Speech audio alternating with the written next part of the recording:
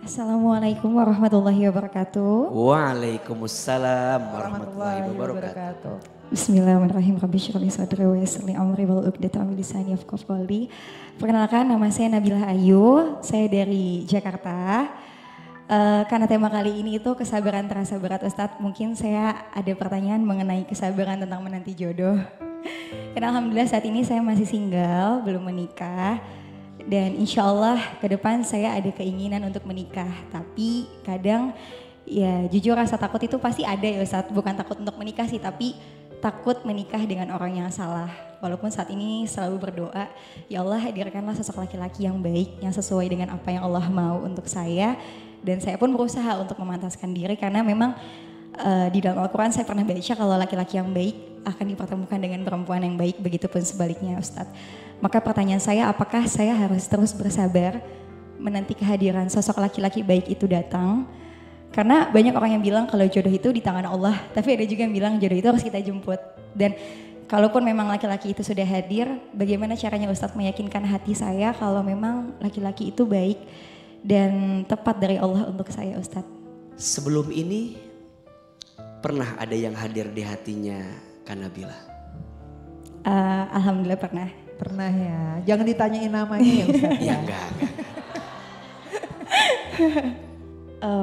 Aku gak tahu ya Ustadz, mungkin mereka insecure atau gimana, cuman selalu berusaha aja sih sama Allah gitu. Oh Masya Allah banget Jadi, loh, ya kamu tuh bener-bener sesuai tema ya, sabar. Iya, Kak. Jadi aku lebih ngambil positifnya gini Ustadz, kayak bersyukur aja deh saat ini belum menikah, artinya Allah lebih meluangkan waktu aku bersama keluarga untuk bersama orang tua gitu. Karena kan kalau udah nikah pasti perempuan ikut suami kan, jadi ya aku ambil baiknya aja, mungkin emang Allah pengen aku lebih lama sama orang tua dulu gitu. Masya Allah. Kak Nabila boleh nggak di-share barangkali pemirsa ada yang ingin mendapatkan inspirasi dari Kak Nabila setelah berhijrah dengan izin Allah ini? Apa yang Kak Nabila rasakan? Iya Masya Allah ya Ustadz, memang ini baru masuk tahun keempat Nabila berhijab gitu, masih belajar banget, masih baru banget. Tapi memang ketika memutuskan berhijab itu lebih terasa kayaknya tuh Allah makin deket gitu sama aku. Maksudnya setiap ujian pasti ada, dan ketika kita berusaha semakin dekat sama Allah tuh pasti ujian semakin banyak dan berat. Cuman yang aku rasain selalu Allah itu gak pernah ninggalin aku, dan selalu apa ya, Masya Allah, Allah tuh baik banget sama Nabila sih Ustadz. Jadi alhamdulillahnya aku senengin tahun keempat ini aku semakin pengen terus mencintai Allah, semakin terus pengen belajar untuk lebih mendekatkan diri lagi kepada Allah. Karena aku ngerasa masih banyak kekurangan Ustadz secara menjadi seorang hamba gitu. Karena selama ini ngerasa kayaknya terlalu mengejar duniawi ya gitu. Jadi kayak mencoba untuk mendekatkan diri kepada Allah, mengejar akhirat supaya dunia dan seisinya mungkin akan mengikuti gitu.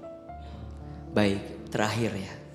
Kalau boleh Kak Nabila minta sama Allah, pengen jodoh yang seperti apa? Ya, kan harus jelas Kak. Ini masa Harus teliti ya Ustadz, Iya, kalau berdoa iya. tuh harus teliti. Kalau boleh minta, maunya yang seperti apa? Kan boleh diungkapkan, Gak apa-apa boleh kok. kan? Boleh. Kalau ditanya pasti karena Nabila juga masih belajar ya Ustadz, kakak gitu. Jadi pasti pengennya sosok suami yang bisa membimbing Nabila Ustadz. Yang bisa membuat Nabila lebih dekat dengan Allah gitu. Yang mau sama-sama memperbaiki diri gitu. Yang bertanggung jawab, yang soleh udah pasti gitu. Yang akhlaknya baik dan tidak hanya mencintai dan menerima kekurangan Nabila, namun juga kepada kedua orang tua Nabila. Dan yang paling penting sebenarnya berusaha untuk mempertahankan komitmen rumah tangga. Karena yang Nabila lihat zaman sekarang, menikah itu kayaknya mudah gitu buat anak-anak muda. Tapi yang sulit itu mempertahankan komitmen apa yang sudah dia janjikan di hadapan Allah. Itu sih Ustaz. Iya. Jazakallah khair Kak. Bunda. Kak Nabila, terima kasih udah hadir di kajian hati. Ini pesan untuk teman-teman saya, adik-adik saya yang barangkali mereka lagi ngerasa bimbang dan bingung tentang jodoh. Jodoh itu dicari dan dinanti. Dicari dengan pencarian terbaik, dinanti dengan penantian terbaik.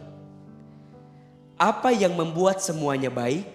Ketika pencarian dan penantiannya melibatkan Allah di dalamnya. Kenapa? Jodoh itu ketentuan siapa? Allah. Punten mohon maaf. Ada nggak orang yang deketnya lama nggak jadi jodoh? Ada di sini orangnya.